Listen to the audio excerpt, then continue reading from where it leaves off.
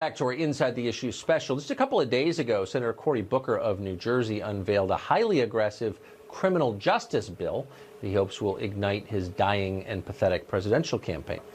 The bill, Booker's bill, would allow any prisoner who's been in prison for 10 years or more to petition for release. If they're over 50 years old, the burden of proof would be on the government to keep them behind bars. In essence, criminals would have to be retried over and over and over again. Now, Booker named this bill in honor of a man he believes is unjustly imprisoned, a man called William Underwood. So who is William Underwood exactly? Well, recently over on MSNBC, a reporter called Leanne Caldwell ran a profile of Mr. Underwood, and she suggested he really deserves to be the face of criminal justice reform. In Caldwell's telling, Underwood is a kindly man who simply made a minor mistake, and America's vicious criminal justice system destroyed him for life because it's racist. William Underwood, now 65 years old, was sentenced to life in prison without parole for a nonviolent drug-related crime. It was his first felony, but in the middle of a tough-on-crime era, the judge showed no leniency.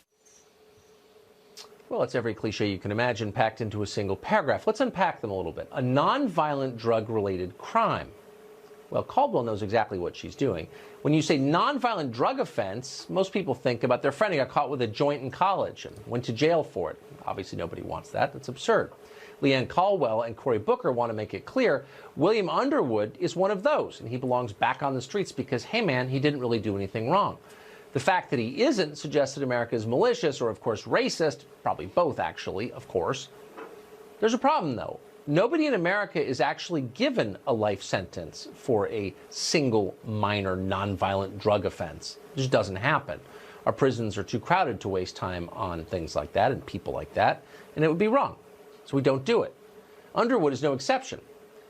Columnist Ann Coulter actually took the time to find out what Underwood was convicted of, something that apparently nobody else in Washington thought to do.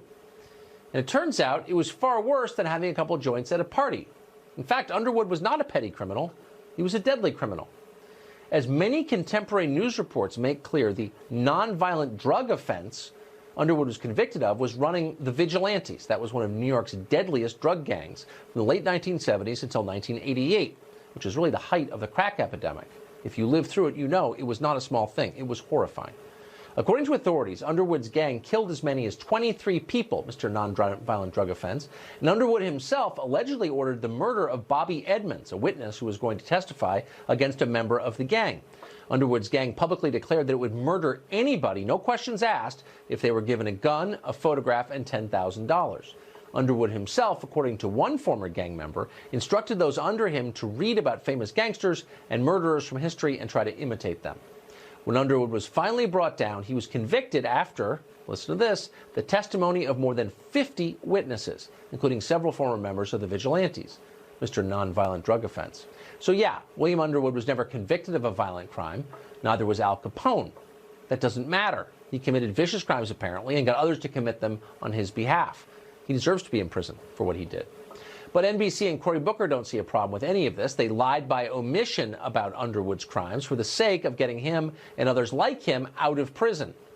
Here's how Cory Booker summed up Underwood's life. Listen.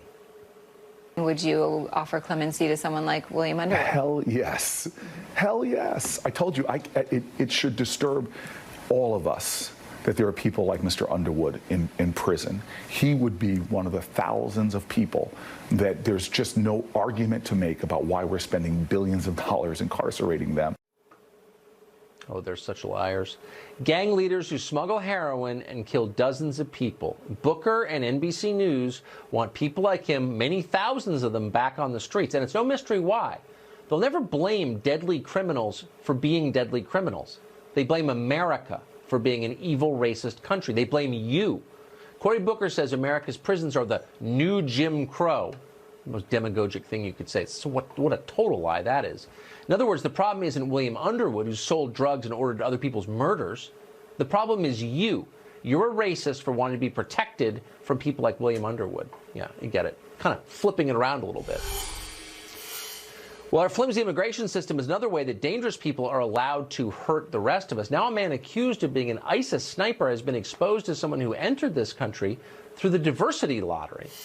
Chief breaking